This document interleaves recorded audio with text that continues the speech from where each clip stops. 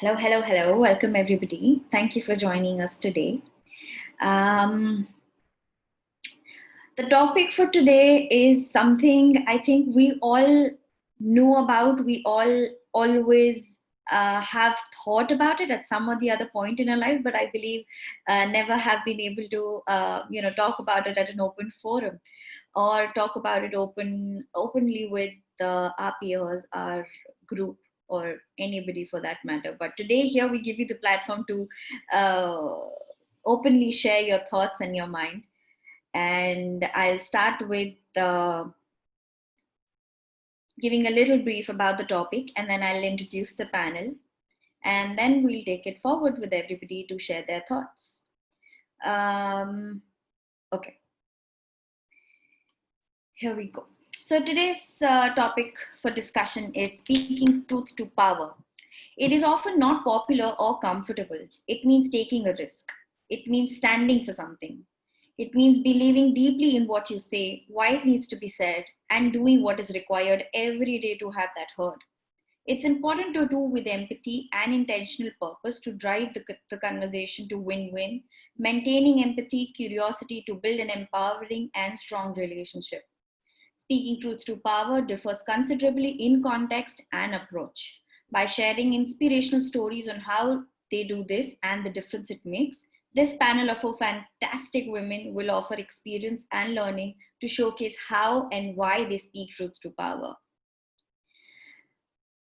We have a panel of 4 fantastic ladies today: Daniela, Jilinda, Debo, and Preeti. Daniela is a multilingual professional based in France, but working with a global roster of executive clients. Daniela's specialism is in diversity and inclusion advisory at executive level. She is also an experienced lecturer in business schools and an international corporate speaker on equality and inclusive leadership. Welcome, Daniela. Next, we have Jilinda. She is a proud Australian and an influential leadership expert. Jilinda walks the talk as an emotional intelligence coach, champion of change, and gender equality advocate. An international speaker, Jilinda is the author of the book Rock Your Stripes, a frank and fierce instructional guide for women on how to step up, stand out, speak out, and courageously lead change. Welcome, Jilinda. G'day from Australia. Next, we have Preeti. She is a renowned professional geek and is a senior woman in tech and engineering leader with the global firm Ingrained. Preeti is also an active community leader on gender equality, an advocate, and international speaker within the tech community. Welcome, Preeti. Namaste from India. Next, last but never the least, we have Debo. She is the creator of impactful allyship and influence corporates program.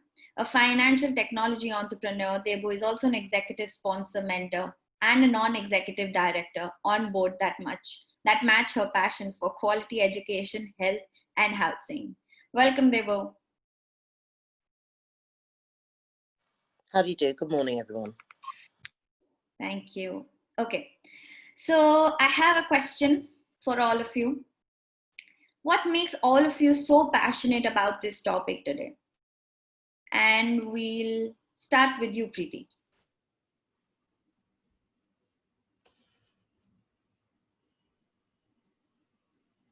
Speaking truth to power means for me is having courage, moral courage, which standing up for you, standing up for others. It also means the power within you. It's also balancing fears and the courage while you speak up every day for discrimination that you face, others face in everyday's life. But it is also practicing that muscle with compassionate to ensure the situation is win-win.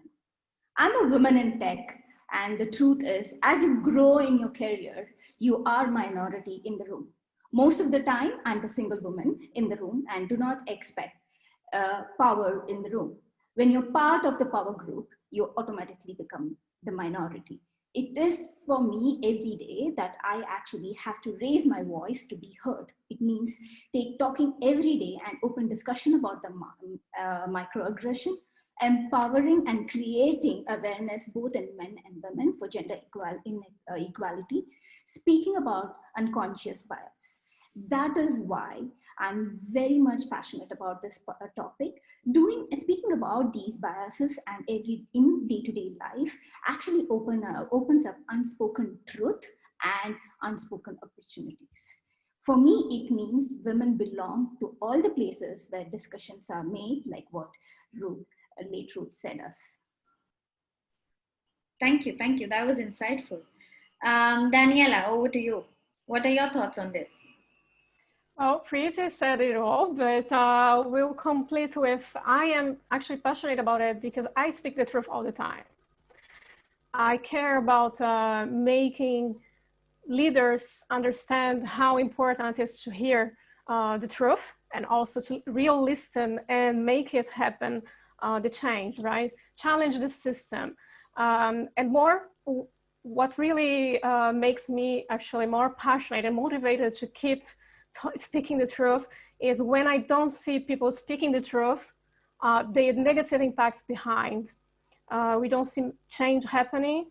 Silence in the room will always be bad to minorities. So to fight discrimination, stand for injustice, against injustice, and really, as Preeti said, make people feel heard and really create a relationship of trust whenever you are, and take a stand. And it's just being true to yourself, then you can actually speak the truth. It was amazing, Preeti, actually. Thank you for sharing. Okay, well, thank you. Trilinda, over to you. Just having some trouble here, just a moment. Okay, sorry, a little bit of trouble with sound. Can you hear me okay now? Yes, yes, we can hear you. Great, okay. Well, several decades back, I was one of those really annoying kids that asked a lot of questions. I questioned absolutely everything because I grew up in a really strict ruled environment where it was sort of a lot of man-made and religious-based rules. It just made no sense to me. So very early in the piece, very early in my life, I realised the power of individuality and independence at a young age, where I grew to understand the power of having your own brain, your own thoughts, your own decisions, and busting out of that belittling, small box to be seen, to be heard, and to make a bigger difference. So now in my adult life, I have a real interest for leadership, and that's on two levels: personal leadership, which is about being CEO of your own life, and professional leadership, which is about being a really influential decision maker. And during my career, and I've had a number of different careers, the 10 years that I spent in government, in leadership roles in government, absolutely fueled my passion for encouraging and enabling more women to step up into leadership roles, and the fact that we need that. So speaking truth to power for me is about daring to stand in that arena. Sometimes you have to do it on your own, to speak the truth and speak up so that people hear the whole story, everyone's perspectives can be heard, so that better decisions are made and we have better outcomes for all. My sweet spot is when I can combine leadership with diversity and end up with game-changing women, or dynamic game changers out there, because we need those courageous leaders, particularly right now, and we'll talk about a bit more about that later. So it's absolutely my why, my purpose, and developing those types of leaders is what I do and what I love doing. That's great. That's great. We need more and more women of you in the society, I think. That's great. That's great. Going to Debo.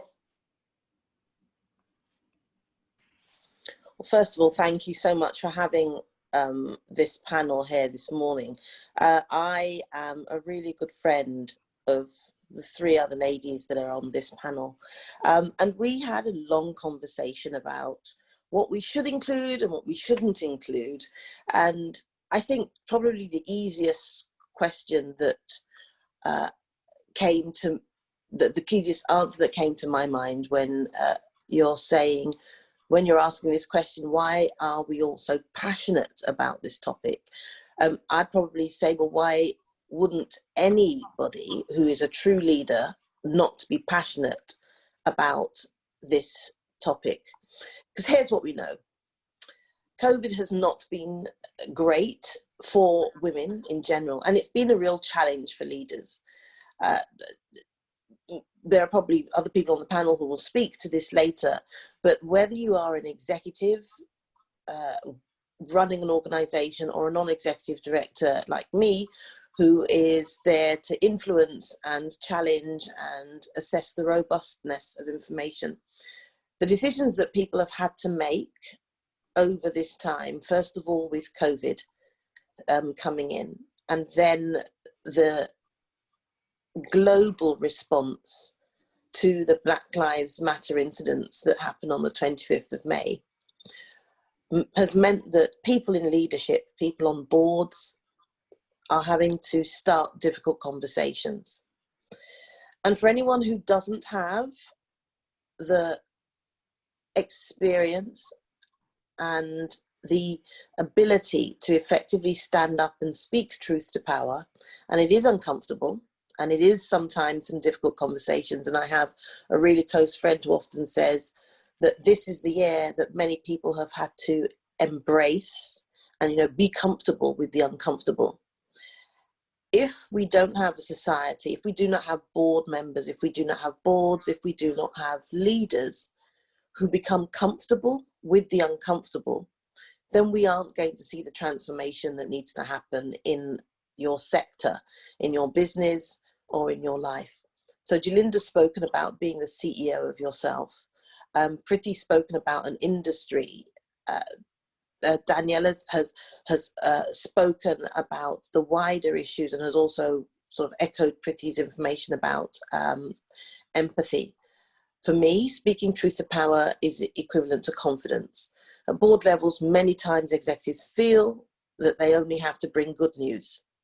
But a board that's mature and has a mature outlook will welcome the opportunities to speak about and hear from, whether it's executives or their customers or their consumers or peers, some of the difficult conversations. So for me, I'm passionate about it because when you are able to have an environment where speaking truth to power is welcomed, you have an environment, and definitely at board level, where you are taking action to ensure goals are achieved. You're modeling success, you're pursuing the dreams, the corporate dreams of the organization, and you can action proper financial plans for the financial wellness, not just of the dominant voice, but for everybody, including the most disadvantaged groups. Because here's what we know.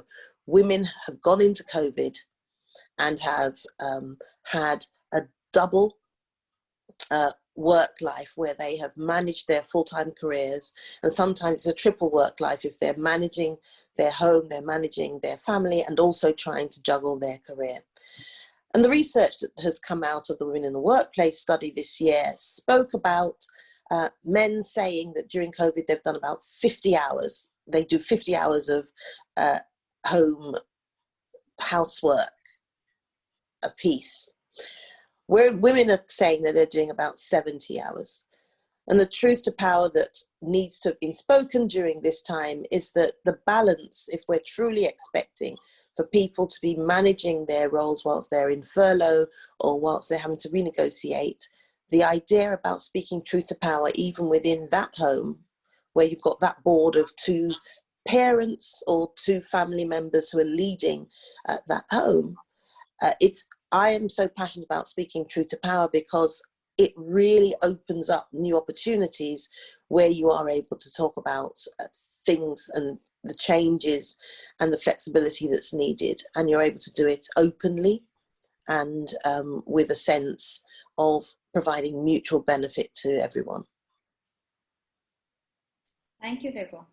That does draw a context of this topic to the current times that we're dealing in. Not to forget, it is our new normal. So yes, thank you for that. My next question to all of you is, how do you see the need to speak the truth to power playing out in various experiences that you have had, you've seen, or been witness to? I'll start this with you, Jalinda. Okay. Look, I think Debo's given us a really good segue into that. We live in this world where truth, that real story or the full story, is often really hard to find. It's often sugar-coated and sometimes a completely different flavour to what you're expecting. And sadly, many of the world leaders that we have are currently hard to believe, do not speak truth to power. In Australia, we call it spin. They speak spin. They kind of manipulate the truth to either gain or remain in power. So when we say speaking truth to power, we're not talking about, you know, sugarcoating and you know, making the truth fit the power. We're actually talking about having the courage to speak the absolute truth, that open and transparent sort of leadership. And you know, coming down a peg or two, say organisational leaders or company leaders are also quite often hard to follow or trust, because they often fail to be really genuine, open and transparent too. And as a leadership coach, and I do a lot of stuff with programs with leaders in large corporations, etc. That's the stuff that I'm seeing, is that it's almost like relearning how to be a leader once you're in power, because that speaking truth, that courage to actually really tell it like it is often, you know, not expected. It's expected that as a leader, you try to make it as painless as possible, and therefore you're often not telling the whole truth. So the work that I do, or what I'm really keen on starting with, if you like, is speaking truth is about your truth first. It's about being clear and consistent about who you are, what you stand for, and absolutely knowing your core values. And I don't mean 10 core values. I mean your 2 or 3 really deep core values that you hold, that are what I call your must-haves and your drivers, and making decisions that are consistent with those. Because people actually want to follow real leaders, you know, genuine leaders, authentic leaders. So if you think about, and some of your listeners would know leadership guru Simon Sinek, and he has the golden circle model that's quite popular, quite known. And he talks about the fact that we should start with why, and leaders need to go to their people with why are we doing this, so that they understand why, and then what and how. And that's one way of starting to get to that depth of truth. But I believe there's a deeper core in the middle of that circle, and that is about people wanting to know who you are, the real you, and that you need to be authentic to the core. Not just talk, not just vague promises and no action afterwards, that real core driven leadership. And I think that's what's needed. So in the leadership space, I work in building emotional intelligence, because that's where that core comes from. It starts with self-awareness and cementing core values to everything that the person says, everything they do, and all their actions needs to come back to that core. So it's building the courage to speak out, to speak truth to power from the inside. So I always say leadership starts as an inside out process.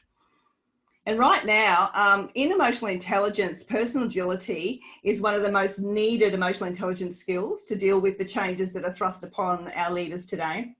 And it starts with being willing, ready, able to quickly respond, to make changes, to leap on new opportunities. And I read in a Forbes article recently that, you know, they're talking about it as being adaptability as the new must-have leadership skill. Same sort of thing. Adaptable leaders are people who are including others with them on the journey, so that everybody's adapting to what you called the new normal, or whatever that looks like. I tend not to use the word normal, because it's the new whatever it is today, and tomorrow it could be different. And it's about being that agile. And that's a really new skill for a lot of leaders. And to be able to speak truth to that is an interesting thing. In my advocacy stuff that I do with women particularly, speaking up about more diversity, more women at decision-making tables right now, it's really frustrating for Australian women. So I want to put a bit of context in that. Right now, our gender equality reporting has really gone, well, we'd call it down the toilet. We've gone backwards the last 10 years or so to being, you know, we've slipped 44th in the world for women's participation in management levels. Our women over 55 are the fastest growing poverty in our area, in our poverty homeless sector in Australia. And that has actually increased by 63% in the last 5 years. So, you know, we really need a lot of work done in that space. Right at that time, and Debo talked about COVID, what's happened with that plus COVID, we've just had our Prime Minister, this is hot news, last week actually released the budget, the recovery budget, what do they call it? The Economic Recovery Task Force budget.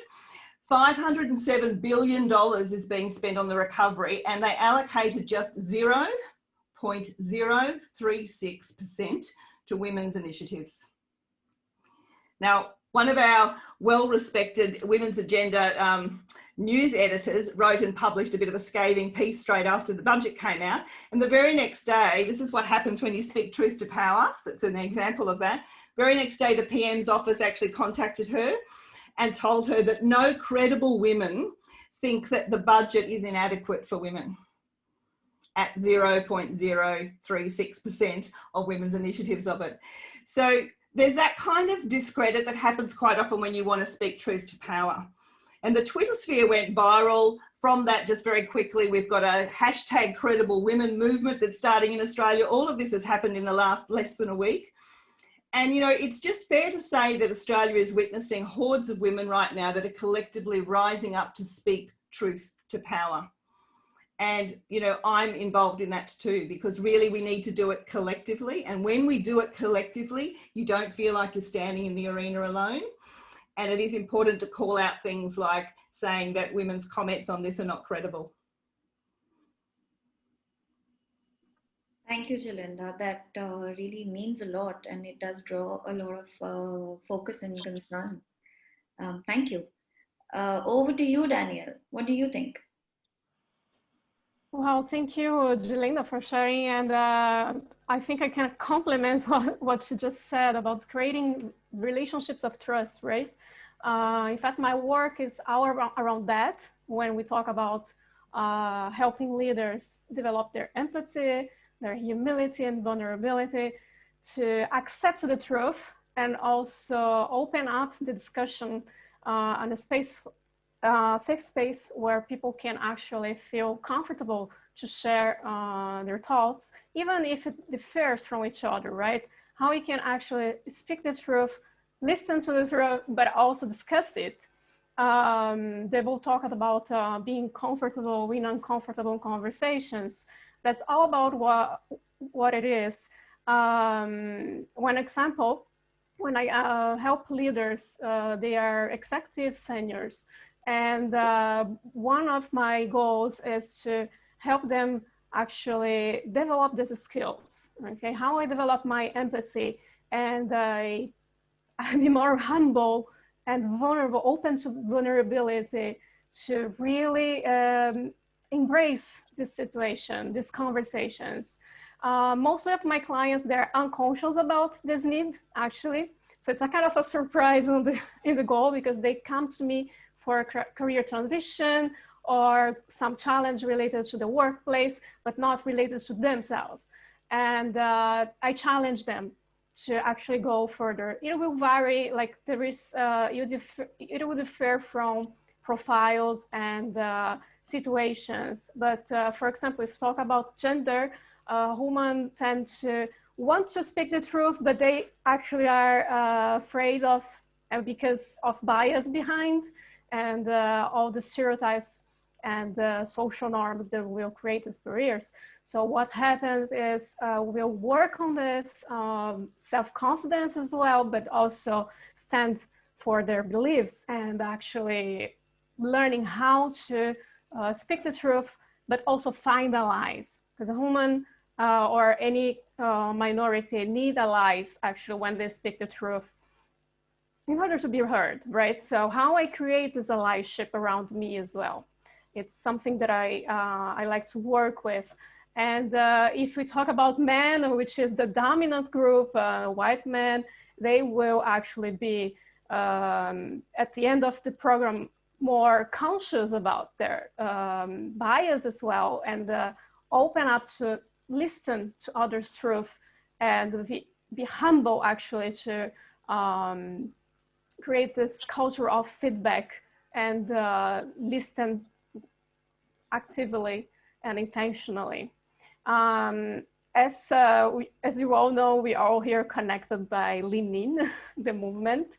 And I am also the regional leader from Lean In Bordeaux. And recently we joined a competition locally here in France, which was aimed to raise the consciousness, the awareness about needing more women in the workplace, right? In leadership roles. And it was most companies that are considered more masculine, automotive or aerospace, etc.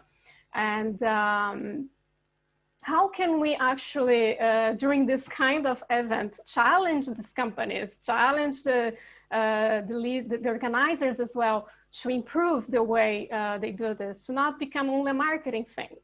Okay, we had the opportunity to ask more questions.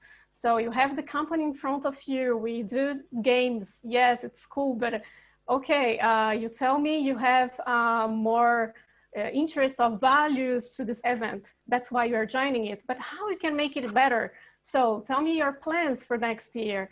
We are leaders, are local members as well. How we can actually formulate questions that will make them actually think and say, yeah, that's true. We didn't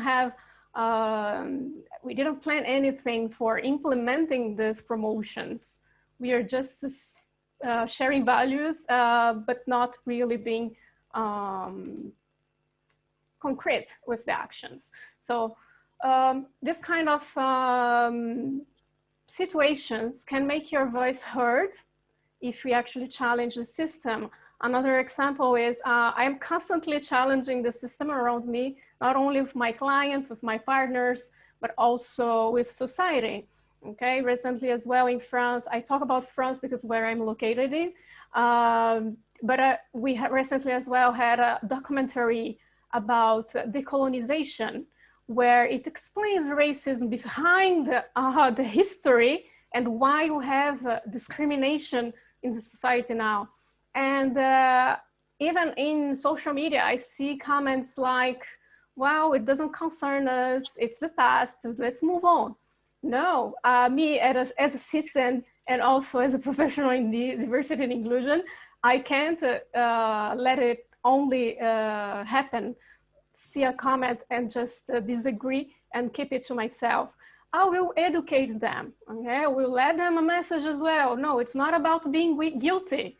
Think about re-educating yourself, learning the base of history and break the bias, re-educate the way you do it, how you can actually be an ally to people who are suffering this discrimination.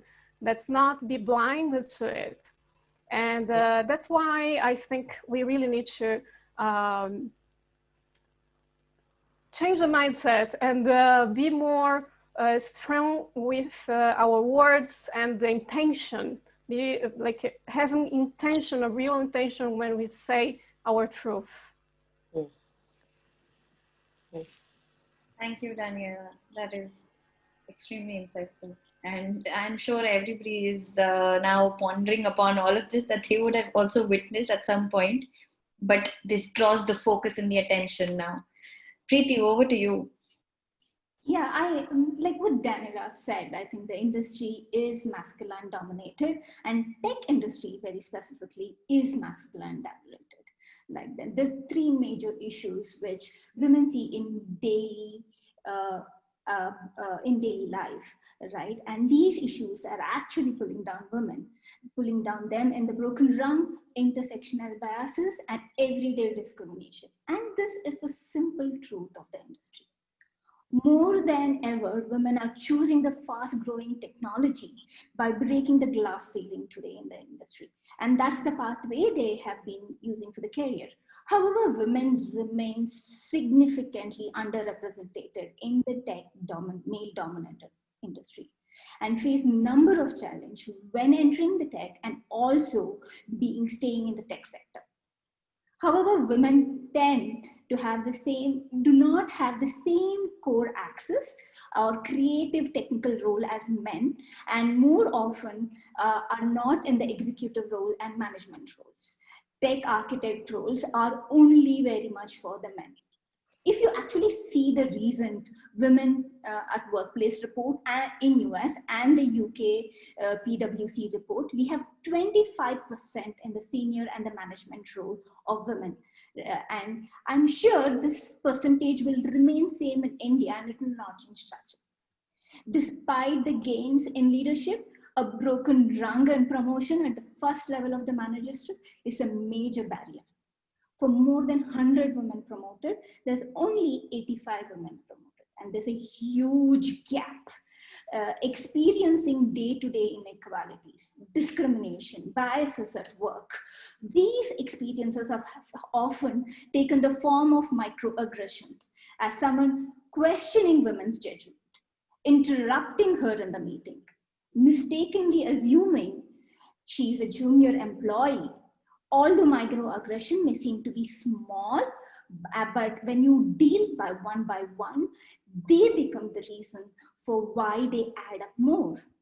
We always talk about the leaky pipeline, why women leave. Most of the time, it's said as women leave because of the family. No, the women leave because of the broken rung. The women are not moved into the upper role. They get frustrated and leave the organization. And once they leave, where do they go? They most of the time go to a non-profit organization, and it takes a lot of effort for them to come back to the tech industry. Like Devu was saying, become comfortable with uncomfortable. Leaders need to get comfortable when women speak up. Women do negotiate as much as men. It is not true telling that women do not negotiate. Women do negotiate. But the problem when women negotiate, they are pushed back. Whereas when men negotiate, they are encouraged. Women are breaking the glass ceiling, but organizations are giving them the sticky floor. Sticky floor is a metaphor where women are not actually moved up the ladder. Evidence suggests that the women are facing access a lot of challenges with access to the core. Senior women majorly face the challenges. As they move into the higher position, they have elderly care at home, managing children at home. They are expected to do more than 200% of men. If you ask the men managing home and versus a women managing home, though there are men and women managing home, it is only 13% of the men who actually say that they manage home, right? The senior women are actually burning out at higher rate, where having 36% of work pressure, 54% of exhaustion, and 36% of burnout. This is the recent workplace report. Most of the women, and while I was talking about pushback, right? Leaders, when they talk about, whenever we talk about women at workplace, we talk about changing the women, right? Oh, we need to give her mentorship. Oh, we need to do this for her. I think that is not required. We need sponsorship. We need to change. It is not the women we need to change. We need to change the system. While companies understand that they're acknowledging it and they're hiring it, but what are they doing for creating a belonging workspace? What are they doing for developing the talent of women, right? And when it comes to development of talent, women are always the last person to be chosen. 2015 report says 25% in senior women leadership. 2020 report says 25% in senior women leadership. What does that tell us? It simply tells us that there has been no change from the organizations. As I said, it's organizations are having sticky floors. It is the phenomenon where women are getting stuck at the lowest level of the corporate hierarchy, right? I can give you a great example of microaggressions that I face, right? Hey, Preeti, you don't have to work. Your husband works for you and your money is your pocket money. You will not do your job, right? And you are not seen as a senior woman, right? I'm the woman who contributes to the family, contribute to my organization, contribute to my society and the economy. So these are the challenges that we face, and these are the challenges that we have. And this is a bare minimum truth of where we are stuck, and we need to speak about it more and help women and create a foster an environment to have their growth and focus and invest in them. Thank you, Preeti. That bringing in personal experiences obviously draws more and more attention and context to such topics which are hardly spoken about. Thank you so much. Thank you. Debo, over to you. How have your experiences been in this context? So actually, before I respond, I just wanted to thank a few of the people who have been putting their own comments alongside us. So Benita has said 3 things, 2 of which I would absolutely disagree with, and we would have a robust conversation about it. And one of them that I think is a really insightful point. So firstly, as Preeti was speaking, and also Jalinda and Daniela, Vanessa's comments were that women don't take risks. That's why they're not moving into senior leadership positions. And the other summary was that women have been hired in large numbers in the tech industry. But after 3 years, there is attrition because life happens. So here's what we know. And this is research that's been done on women in the workplace from at least 2018, but this study is the largest study of its type worldwide, and so far there have been 6 consecutive years of study. But the study particularly focused on 2018 as to why women seem to be leaving the workplace. And it's not because they are not asking for the promotions. It's not because they're not asking for the money. It's not because they're not keen to step up and take on more challenges.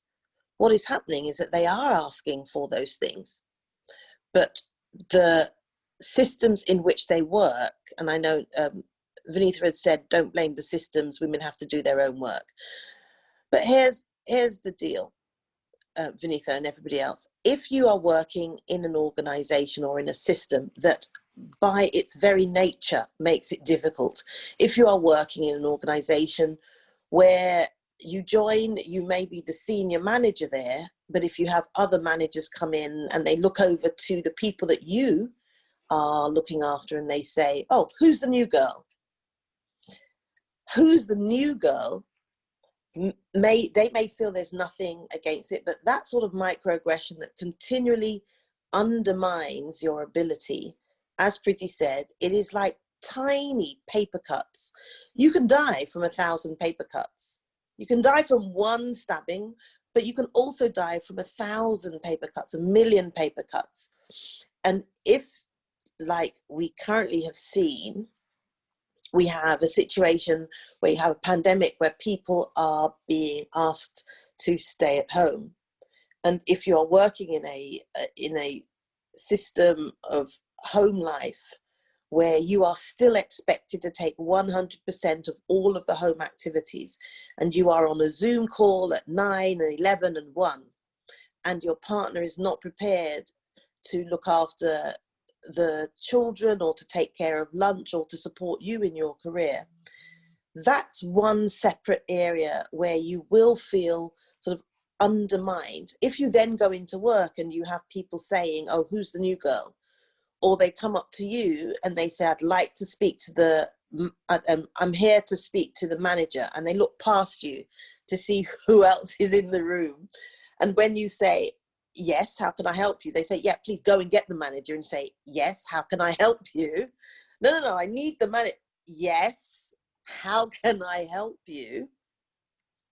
It's a real struggle to look up, to look across, and not see anyone who looks like you, who has a similar background to you, who is willing to sponsor you and act as that ally and that advocate to say, oi, she is the manager. Or why do you think that she couldn't be the manager? Somebody other than you, someone who has no axe to grind, who has nothing to gain, then you won't feel a sense of belonging and you will leave the organization. And what this research has been showing year after year after year is that broken rung of having a system that enables you to be put forward for the complex, for the more complex projects. Having a system that as soon as you say as a woman, I'm having a baby, the system doesn't think, oh my goodness, pregnancy bias, her brain is going to turn into cottage cheese, or paneer if you're in India. If you have a system that just says, okay, we're going to force your career for you to lean back or lean out rather than help you continue and not make decisions for you until the decisions are needed. And that's one of the things that the writer of the book, Leonid Sheryl Sandberg, often says.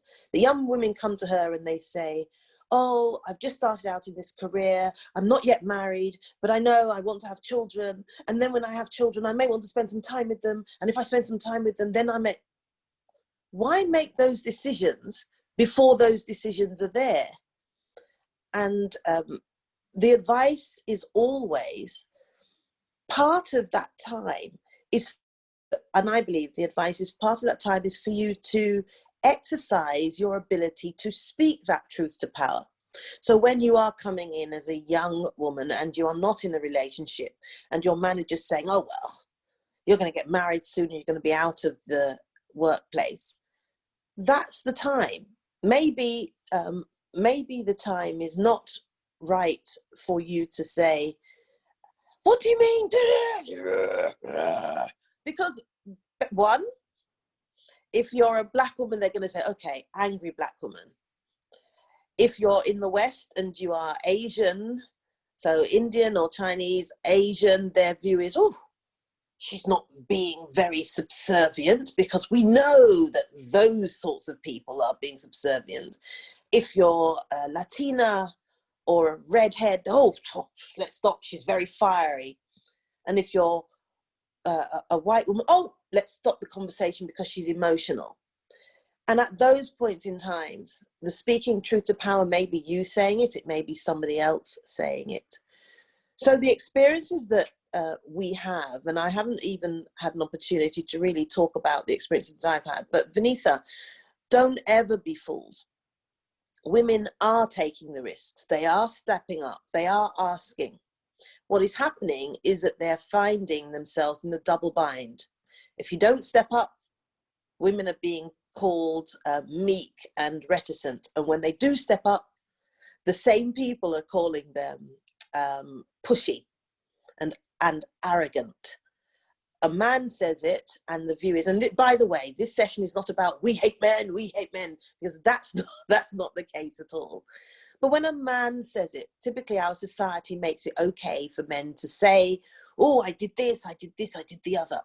And I've heard even very recently senior women going into senior positions and they're being told by other women, don't see this as an easy ride. I will be the person who determines whether or not you are successful. So when you put forward your accomplishments, those sorts of people are harder on you when you state your accomplishments. For women, it's always supposed to be you talking about, oh, the team did very well, and the team. Whereas with men, it's, oh, I did this, and I was the one who made the decision, and I alone cured cancer, and I alone did this. And it's like, yeah, the man's ambitious, he's moving forwards. But when women say, well, actually, I sat down and I put together the roadmap. Oh, but didn't you do it with the team? Well, no, actually, I did it by myself over the weekend, but surely your team helped you. And you're like, yeah, the team. And that sort of microaggression is the sort of microaggression that pervades the workplace. It pervades the communities in which you work. And if you don't learn during the peace time to speak truth to power in those times, is actually, no, this is my accomplishment. It's going to be very difficult to bring that into the workplace. And for someone like me at board level, my role is to be able to ask for the data, to ask for the information. So I mentioned before the Black Lives Matter incidents, when many corporates came out and they said, all racism is terrible and all lives are important, and we really should ensure that you should know as our customers that management is fully committed to ensuring that every single aspect of racism and discrimination is not part of who we are as a people. Full stop. And here is our 5-point plan or 10-point plan or 16-point plan. We are going to listen to our staff, and then we're going to listen some more. And then we're going to give them space to amplify their voices. And then what we're going to do is we're going to coach them. We're going to nurture them. And we're going to train them. And we're going to train all of these black staff. And they're not asking the black staff, what is it that you need? And here's the deal. If you are in an organization where you are excellent because you've joined the organization, and what you're finding is barriers in your path where you're seeing other colleagues having a free path, when the managers are seeing an affinity bias and are saying, oh, he reminds me of when I just joined, so they're taking that young man out to their clients, and you as a woman or you as an ethnic minority are not being afforded the same opportunities, you don't need any coaching. You don't need any mentoring. What you need, as has been said earlier, is sponsorship. So many of the solutions that have been put out by corporates, which is providing training and sponsorship and interns and everything else, and also always at the joining level. If you're on a board and you're hearing about those things, part of the speaking truth to power is for you saying, so what did the black staff say when you asked them? How was this co-created with the people who you're trying to help? Who are the allies that you've got in place? So I think that part of the issue here, Vinitha, is that speaking truth to power is about taking those risks. Speaking truth to power is about leaning in. But you were right about saying that women block other women. As I said before, the research that was done about 20 years ago showed that women are harder on other women who state their accomplishments. And it's interesting because black women are harder on black women, Indian women are harder on Indian women, Chinese women are harder on Chinese women, white women are harder on white women. 20 years on, the research was done because we've had Me Too movement, we've had lots of positive initiatives globally to do these, but 20 years on, it's shown that actually it's still the same, and in some areas it's actually quite worse. So being able to speak truth to power, whether you are working in an industry or whether you're working on an individual level or whether you're talking and being a credible woman to government, or whether you're being an ally and able to influence at board, all of those examples that we've spoken about are really needed, and it has to be a consistent and a concerted effort to move things on. But I'm going to stop here, Ashwarya, or else we won't get through the session. I was going to say this, that this is going to be very tough for all of you to actually summarize it and put it and, limit it to our timeline. I'm sure, because, it's unfortunate that, all of us have witnessed some in some or the other way, but, have never actually spoken about it. And yes, it's very unfortunate. However, moving on. Now, I'd like to ask, so we know that all of these situations exist in all societies and across the globe. What mentoring tools, approaches, or frameworks have you found that work best, or you recommend anything for women across cultures, across the globe dealing with such situations? I'll start with you, Preeti. Thanks, Aishwarya. I would start with the point that, like what Vinitha was saying, it is a power within you. Yes, I think a lot of women in the tech industry that I am with, I have a lot of power with them, and they're negotiating every day. But I think there's also one thing that women need to develop is the personal board of authority, and need to develop their networks so that, like Jalinda said, they're not singled out, right? They have a supported and backup system which is there. And organizations, while they are very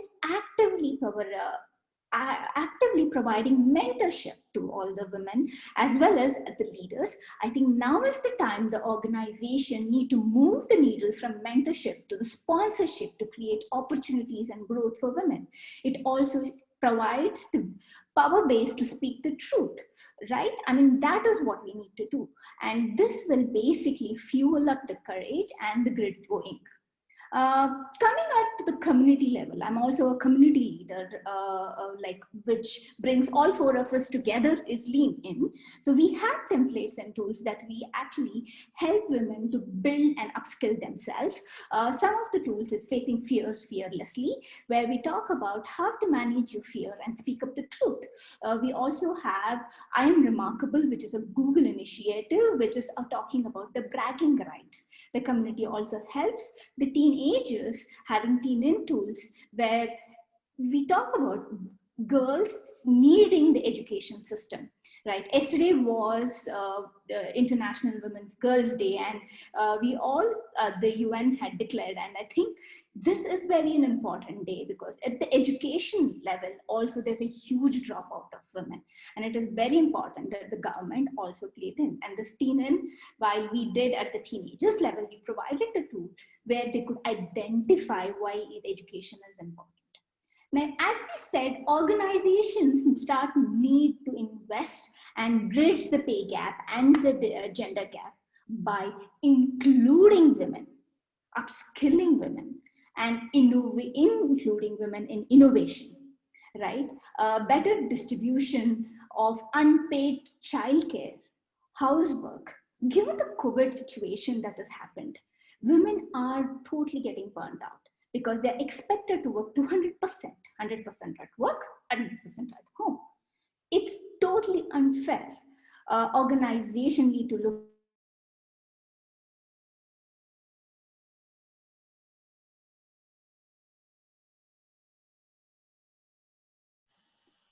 It's pretty hung. I think we lost Preeti.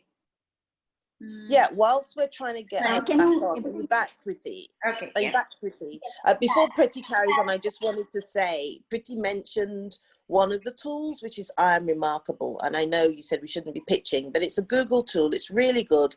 And I think it's one of the foundation areas when we're trying to talk about speaking truth to power. You do have to be able to state your accomplishments clearly.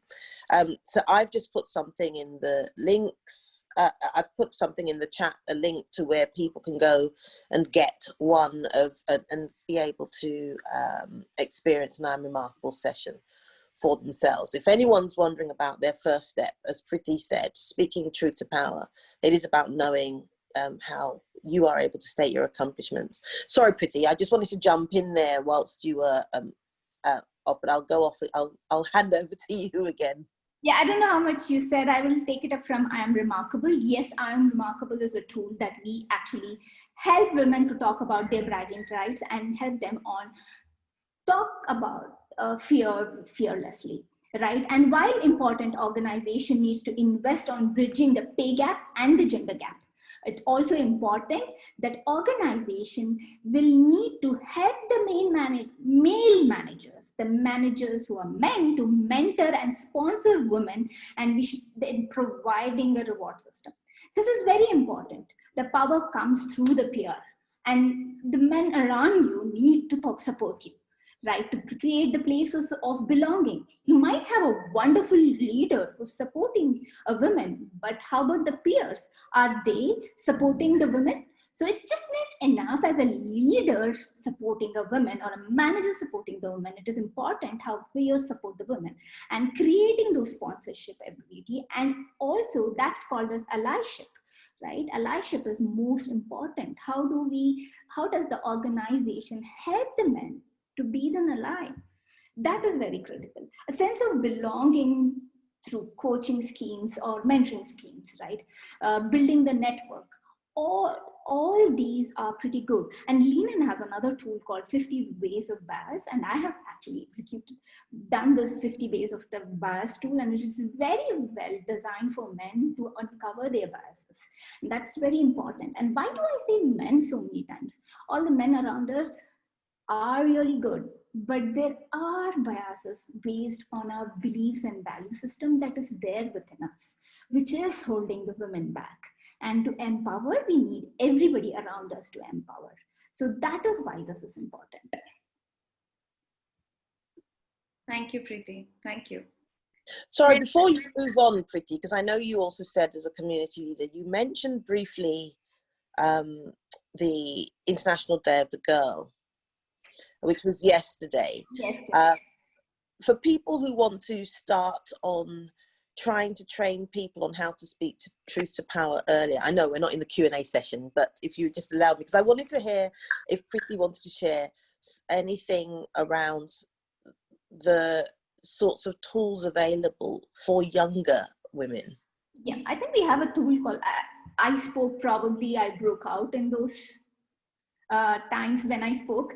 So one of the tools that we use for teenagers is about talking fearlessly when there is a fear that is required. And most of the girls drop out at the early age, and especially it happens in India. If you look at schools at the government sector, right? It may not happen in the other schools. So it's very important we create that awareness that education plays an important role in women's life. And we do have these tools which empower, and we had great initiatives that empowers and moves the needle further for the girls to be in the industry.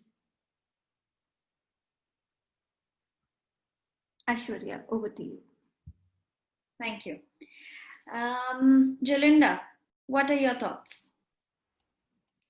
Just in relation to, tools or frameworks, I might keep it a little bit succinct around that, because Pretty and Debo have covered off a lot of the stuff that in Lean In, and we're all regional leaders in Lean In our own countries. We have a number of tools that we use in that area.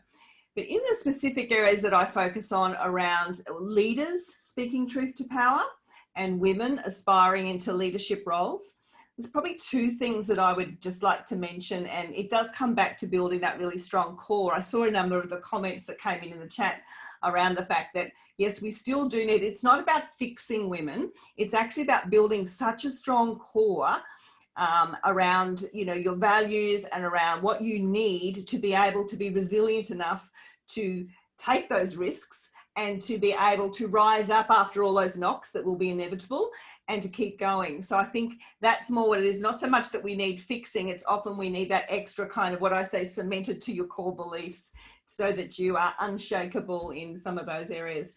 So in that, I wrote a book, and in that is a FAVE 5 formula. And if you'll allow me, FAVE 5 stands for being your full ass version. It's full ass version essentials, and there's 5 of them, and they all start with I. So it's actually about really leaning in, if you like, to your individuality, how individuality gives you that power. I discovered that very early in life. It's about not needing to compete, compare, copy, or conform. You are a total individual, and you are fully enough on your own. So it's individuality, independence, being an initiator of change. That means willing to step up, speak about the changes that are needed, influencing as a leader, and being involved. So when we talked earlier about involvement, what some of you have talked about is, how we get together collectively for that strength. So that particular tool is available, and I'm happy to send you a link to that. The second one on leadership, for leaders speaking truth to power, is actually an LQ formula, or a leadership intelligence formula, which is 5 C's. This is not used enough at recruitment level. We get all sorts of problems because we don't recruit the right leaders in the first place. So it starts with 5 C's. It starts with character first, which is that core I was talking about. It's people who are actually speaking truth to their own personal powers, their own core values and beliefs. So it's character plus competence plus courage plus consistency, because consistency means trust, and then a real commitment to drive, what you're driving all the way home, and not just kind of sitting in your powerful leadership chair thinking, isn't this great, and counting your money, and not actually being committed to drive change. So they're the 2 formulas I tend to use. What do those 5 C's make up? It's a LQ formula, leadership intelligence formula, LQ stands for. They're all based on emotional intelligence, and that's why I'm kind of bringing those into it. But, character is where it starts. Thank you. Thank you. I think everybody's been able to draw context and understand and get motivated. I'm sure. I am, for sure. Devo, what are your thoughts? So I just want to be able to say ditto, ditto for both Jalinda and Priti, but just I think probably just talking about some of the other areas then. So at the board level, at the level where you're talking at the C-suite, your CEO, your CIO, all of those people who are developing the strategy for the organization, which is where I often sit, having training around things like the impactful allyship programs, where we ask boards to understand and address the areas. We were talking about the system has blind spots. So it is down to those boards, non-executive directors, to understand what are the questions that you ask that enable and that give the executives a freedom to think, hold on, are we doing this the right way? Are there things that we could be doing in a different way to deliver the change that we really want? And most allyship everybody's doing 3 letters or 5 letters. So for me, it's very much around the tools that help you with your awareness, that help you do your audit, and then move you on to allyship. And there are 3 types of allyship that's covered in this program. But definitely the awareness, which includes just your ongoing understanding of how the world has changed and your place, and understanding your place in it. So having that kind of leadership, so the LQ, leadership, intelligence, and then also emotional intelligence, I think is even more key. For women specifically who are saying, if only I had the confidence to, if only I could speak to, well, there are programs, as we've said, like I'm Remarkable, that helps you, first of all, internalize your achievements and also learn how to speak about them. But so for example, with the Confidence Vault, which is the sponsor mentoring service that we deliver, the Confidence Vault program gives people the opportunity to actually tap in to the confidence that other people have as you build your own. Because, practice makes, people say practice makes perfect, but actually practice embeds it. And if you use those muscles of understanding how to be confident and knowing how and when to speak to truth to power, and knowing what sort of ally you are or what sort of ally you need, the more you do that, the more comfortable you become with it. So I would say tools that provide you with initially awareness, and that then also help you to audit where you are, and then thirdly, to give you an opportunity to understand either the ally that you need to be or the allies that you need, are probably some of the most powerful tools. And I think we've all put our social media things up on Coach-Area. So if people wanted to talk to any one of us further, I'm sure we'd be more than happy to do it. And I'll take any of the questions or comments that are being raised here in a later Q&A session, I think. But I'll pause for there now and probably say, give somebody else, probably, I think if Daniela hasn't spoken, probably just Aishwarya, just get her to say a little bit before we do anything else. Thank you, Devo. I will be briefly. Well, as you all know, we are very diverse. We are from different continents and countries. So we complement each other in the way we approach the truth. We already talked about human actually getting confidence and developing the self-confidence to actually speak the truth. My work is mostly about opposite, to challenging the system. So that's why I concentrate, I focus on that. I challenge more the system because I have often leaders who are men, who are white, and who are unconscious about this.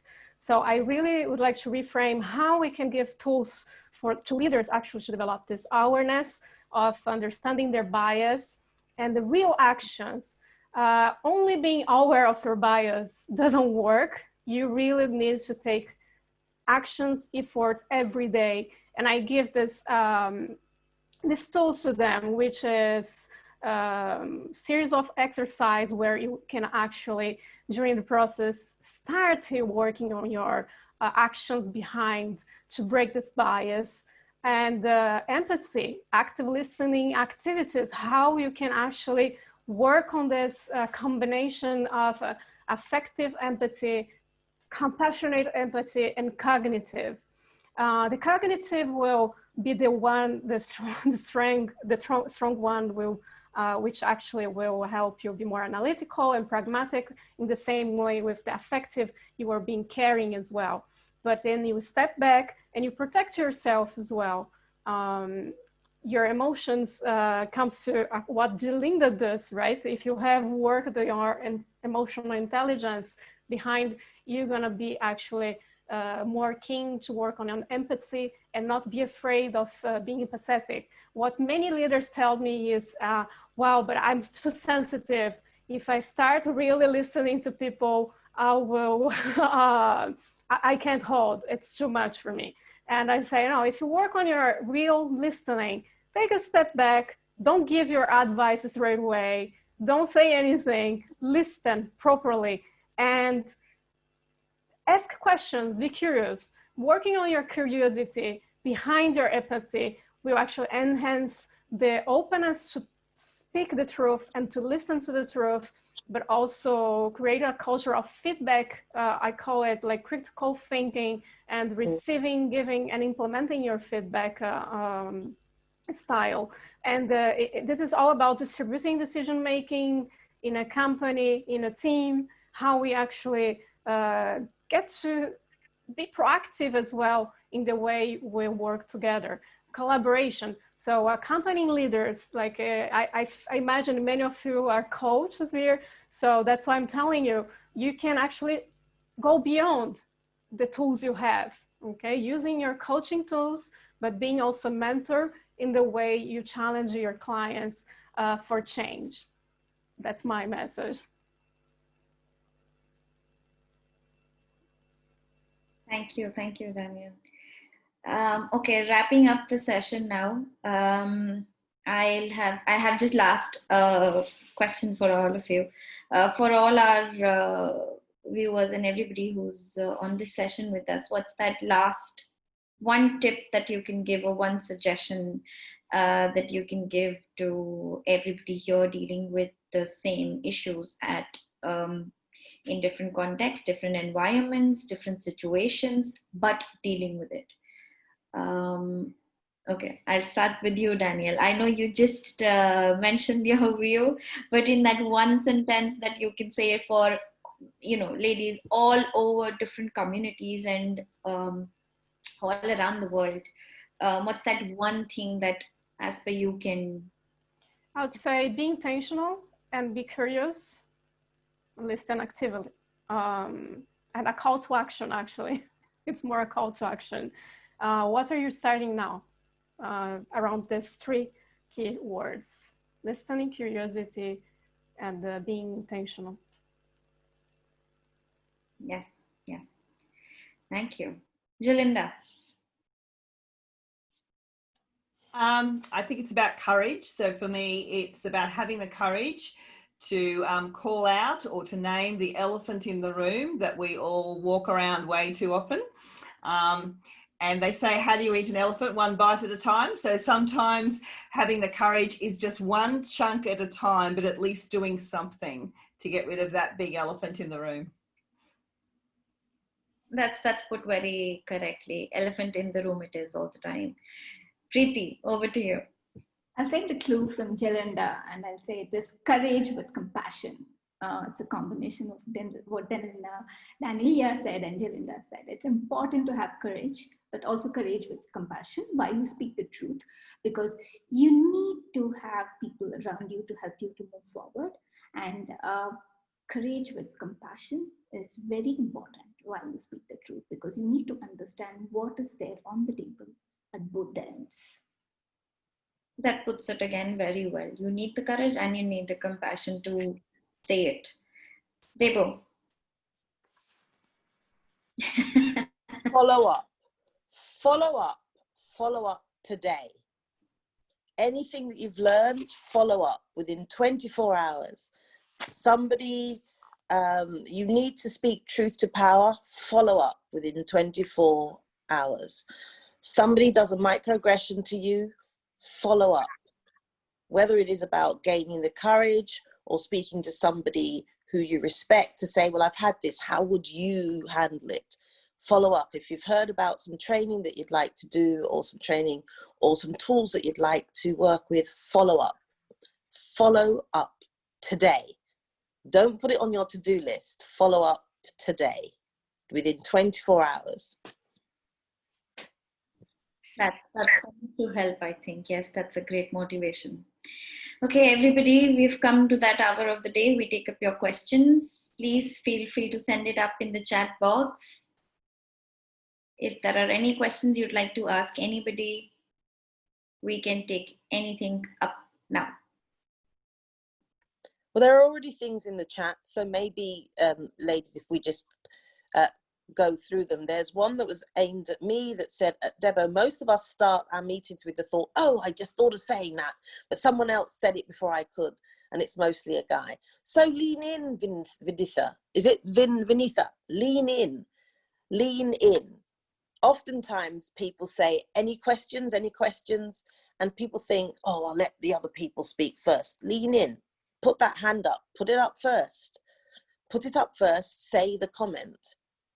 Be that person who is unapologetic about being, and don't start the conversation with, oh, well, I'm sorry, and maybe it's not the right thing, and almost, no, it's just, I thought that was a really fascinating comment, and it really resonated with me.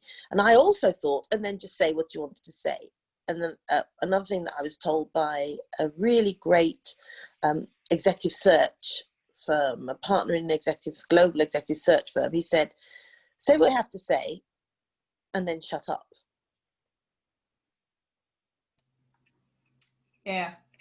If I may, I'd like to add to that, because I find that happens a lot as well. And one of the things that women tend to do, I don't like to get too gendered here, but I've noticed in some of my coaching, is that they will sit back and kind of be waiting for the right moment. And that's the reason why somebody else says it first. So instead of going deflation, I didn't get to say that thing.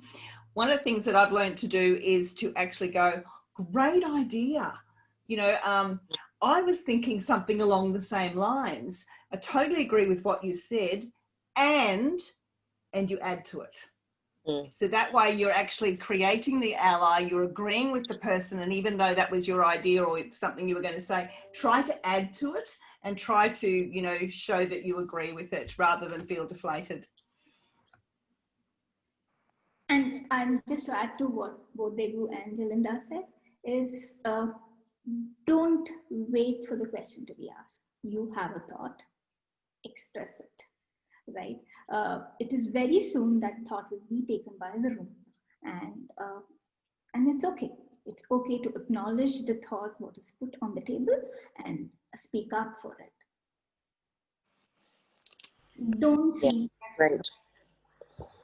I'll add only about the imposter syndrome, right? How you actually fight it and actually put it aside, complementing what Jalinda said as well, and Pretty. Sometimes we justify ourselves too much because we don't feel legitimate when we're talking. So recognizing your imposter syndrome, that this is something that is not you, it's your self-thoughts. Negative self-thoughts are very strong, so we need actually to learn to listen to them as well and say, hey, talk to them. You're here today, but I don't need you. Stay aside, and let me continue. And don't justify yourself. What Debo said, actually, say your truth and shut up. That's it. You don't need to justify it behind. I always have a bit of a thing of when people say imposter syndrome, because if you are a minority, not a minority in the global sense of ethnicities, but if you're a minority ethnicity in the West, you have always been told you have to work twice as hard to get half as much. So when you are in the room, you know you've worked twice as hard and you already know that you're getting half as much. This is not a boast, but I've never felt imposter syndrome because I've always thought, well, I've worked twice as hard. And if I'm getting half as much, then I definitely know that where I am, I have a right to be here. What I do face is the doubts, not internally, but the doubts that come from microaggressions, as Priti was saying, with people speaking over you, or you being cautious, not because you don't have the idea, but you know that, and also having these additional things on you. So I remember I was on a board in one organization where I was late to a board meeting by 2 minutes before the board started. And I remember so many people, black man time, is it? Black man time. And 5 of my colleagues came in after me. Nobody seemed to notice that I had actually been the earliest one out of the 5 in our team. So out of the 6 of us, I was the one that arrived first. But because it was 2 minutes behind the start time, and there were 3 people there already, they were talking about that. So there is this, you can get a sense of more, not imposter, but a more defensive view that I've got to speak on behalf of the whole of my race. How many people have said, oh, you're Indian, what do you think about X? And speaking truth to power is about being very clear about the microaggressions. Daniela spoke about imposter syndrome, which is you doing it to yourself. But microaggressions is others, whether it's intentional or unintentional, being done to you, and being able to recognize them for what they are. So it's back to that whole having an awareness of it, educating yourself and gaining the skills to address them. And to address it in a way that makes it better for you is very key. Yeah, sorry, Daniela, go on. Exactly, and the microaggressions enhance this this feeling of imposter, right? Yeah. I saw someone in the chat wrote something as well. Priya, is it usually difficult to speak truth to strangers versus known people? In my case, I feel it's more difficult to speak to people who knows me because they are more biased related to our growing up. Then actually, for example, my brother, it'd be much more challenging to talk to him, which is because I speak the truth to my brother as well, but he's much more biased and he will challenge myself even more than a stranger. So, but yes, in my case is that, I don't know about Jelinda and Debo. Yeah, I saw that comment too and I thought, I actually find it much easier to speak truth to power around a sea of faces in an auditorium of strangers rather than I will mention them, my own mother or my own sister. My own sister, who only a couple of weeks ago, after I do quite a few videos, so I do a weekly video where I do a reflections topic, and I couldn't speak to her because I was about to record my Friday afternoon reflections video, and the word that came out of her mouth was, why would anyone want to actually hear what you've got to say? And I kind of went, whoa, where does that come from? But realized, of course, you know, she's known me as a child growing up. No, we're not close. And we were dealing with something with my aged mother. But, you know, at the time for her, she hadn't actually gone on the journey to see actually what I do, what I speak about, probably had never listened to any of the things I do. So when they don't know that, but they only know you from a different thing, you know, from growing up, you know, that's the kind of pushback that you get from people who perhaps should know better but don't. Whereas when you are able to articulate your journey and your learnings with a whole sea of strangers, that's gold. And that gives you the confidence to be able to do more of that. Yeah, I think I agree with you, Jelinda. It's the known people that makes us difficult to speak versus the strangers. So it is definitely easier to speak towards the strangers, and always have your facts with you, right?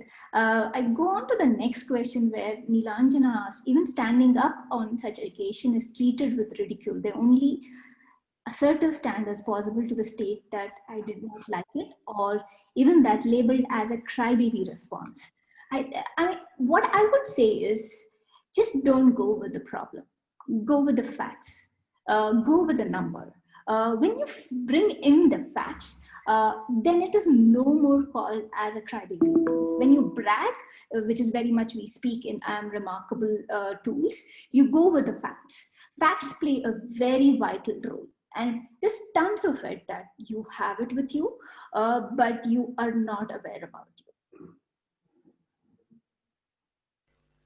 I would also touch their hearts in some way, but indirectly, without being the baby crying. I can give you an example. I joined a roundtable in Bordeaux where we talked about intersectionality, which is when you have a plural number of discriminations as one person. And it raised about, we talked about unconscious bias, privilege. We have many panelists, and one of the panelists, he was an artist and a transgender masculine. And since he was an artist and he wrote a poem, I asked him to read the poem, because this poem was actually strong words that will actually touch the leader's hearts who was in the room. The poem was about what I feel, why I feel as an outsider constantly. And it was a very calm tone of voice where he was just reading his poem out loud. And this is the only thing they retained from the whole meeting, like really immediately when we talked. They were like in pain for this person, and they understood what is it about having unconscious bias and not working on that. So how we can, yes, bring in data and information, be clear, really pragmatic, but also touch their heart in the same time. Do you want to add something, Jalinda or Debo?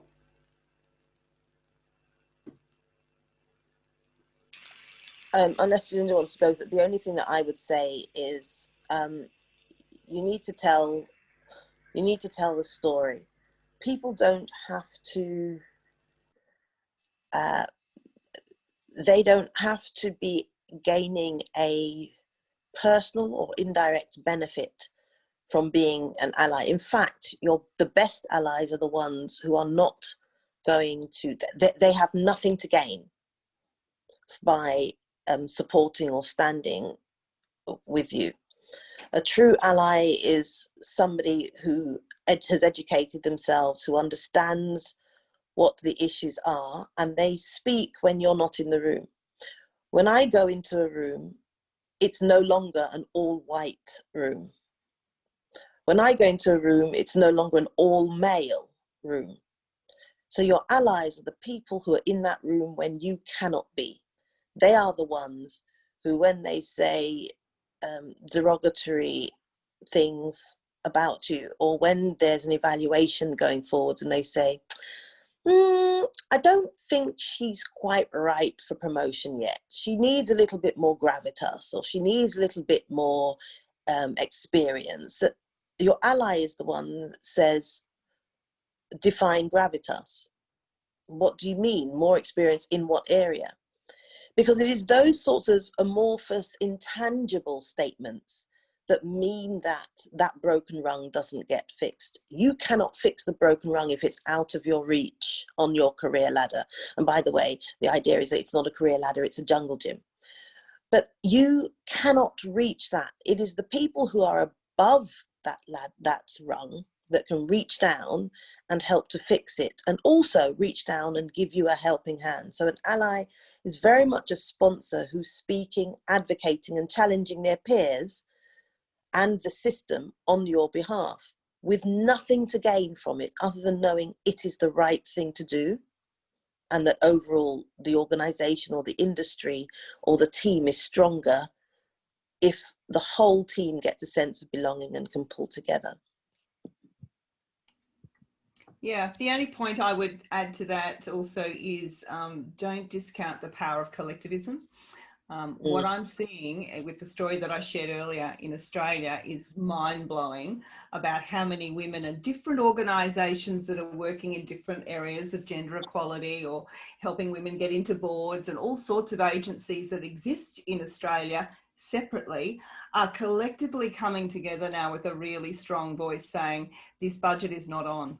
This budget is not going to give what women need to rise up from the pandemic, and we need women at the decision-making tables. Just very quickly, one of the things I don't think I actually said with that is that actual decision-making table for the economic response has no women at it.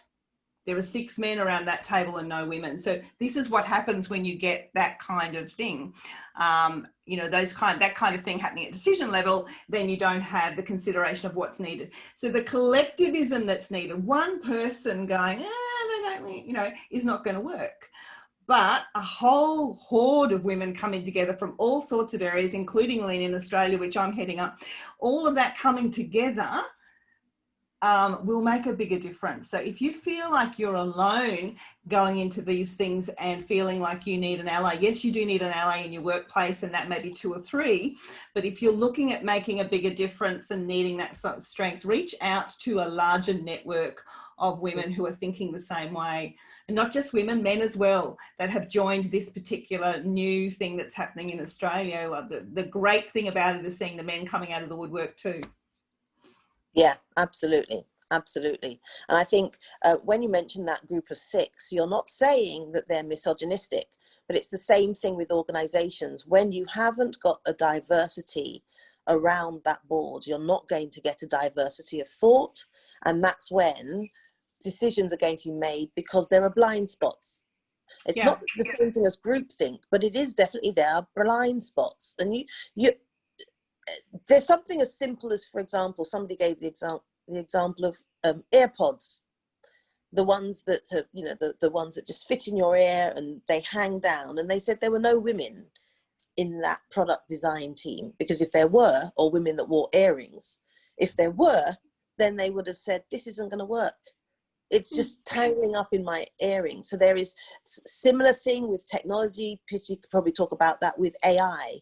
If you have just men of a certain age coding in isolation, doing things like face recognition or voice recognition, or I saw something as simple as being able to translate, I'm a doctor, a man saying, I am a man, I am a doctor, and I'm a woman, I'm a nurse. When you turn the genders around and say, I'm a woman, I'm a doctor, in some languages, it doesn't translate, because the people who've done that translation have said, oh, well, women can't be doctors. And so they've not actually provided that translation. So you can translate it probably into the language, but translating it out of the language back into English, you found that the language, or the algorithms, changed the gender. So he is a doctor, she is a nurse, worked fine. She is a doctor, he is a nurse, that you could translate it into the language, but translating it out of the language, it just wasn't possible, because the algorithms, the people who coded it, said men can't be nurses, women can't be doctors. And that's and that means that for people who are using those systems, it's even more important that technology provides this wider sense, and people need to be able to speak truth and be part of that team of people who are delivering. Sorry, I'm not setting Priti up for a comment, but she is the resident geek. Oh, I see Daniela's put something in as well, so maybe Priti and Daniela can just add on. What you're saying, Debu, it's also, you're right, I think most of men who code wouldn't have taken women into consideration, and this comes from unconscious bias, the beliefs that is ingrained, and that's why it is very important that we have unconscious bias coaching, and as well as workshops in the organizations to uncover and create this awareness, so that issues, things like that doesn't come up. If just taking the same example, what Debu said, I'm in the medical field. If I say it, most of the people around me will take, I'm a nurse. Nobody would say it, I'm a doctor, right? And that's normal. If I say in educational field, if a man says he's in educational field, right, they assume all the teachers are women, right? I assumed as a child that all my teachers were women because I had only women teachers. When I came into my graduation, I saw only one man teacher, and I was like, how can he be a teacher? And that was me, right? So it comes a lot from values and the beliefs that we are ingrained, and it takes time to unwire them. And unconscious bias is one of the greatest tools which will help to unwire this thing. Mm. Yes, in fact, that's why I actually put the link from Implicit Bias created by Harvard, where we all can test our bias and understand where's the gap from our own beliefs related to our education and the community we are growing up, and how it will actually show you how your society perceives you, as well how you perceive yourself and others. And as soon you do the test, don't stay only with results, okay? Don't, okay, oh my God, I have this bias, and then you forget about it. No, take actions. Take notes about your bias and work on them. You're gonna repeat it, and it's normal. Don't feel bad, don't feel guilty, but just try to do better. Apologize if you do something that bias actually hurts someone else, because that's what a bias is about, hurting other people. Bias is, okay, unconscious bias can be, it's used to help us taking decisions more in a more quick way, right? If I am in a situation of danger and I have, I don't know, a crocodile running against me, I need to run. So my unconscious bias is telling me, run, Daniela. But if I have unconscious bias related to people, and I say something or I take an action on behalf of someone unconsciously, I am mostly going to hurt this person unconsciously. So the idea of re-educating our bias is about avoiding hurting other people. You just take a steps back, lower your decision making, and try to do better next time. Thank you, thank you, thank you for all those views. Thank you to all our attendees also for joining us today.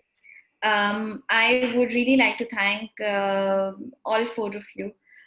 Sharing personal experiences does draw in a more focused attention to what we all are dealing with, and how we all have highlighted actually that there are things that we also sit around thinking it's something that we all have to deal with. However, today's platform has made it clear we should never deal with something that we disagree with. So thank you so much. Thank you so much for bringing this up. Thank you to all our attendees joining us today. It really means a lot to all of us here. I have shared a link of our LinkedIn group. Please feel free to join and you can continue this conversation there. Please give us a survey. There's a link for the survey. The panelists have also shared their links. Please visit and please check them out and let us know. How do you like it? And yes, this will be a wrap up. I really don't want to close the conversation, unfortunately, but short of time. Once again, thank you everybody for being here, for taking out the time and attending this. Thank you, panelists. Thank you so much. Thank you, everyone. Bye-bye. Thank you. Everyone. Thank you. Keep it speaking Thanks. the truth. Have a great day, everyone. Thanks for having us. Have a great Take day. care. Thank you so Bye-bye. much. Bye.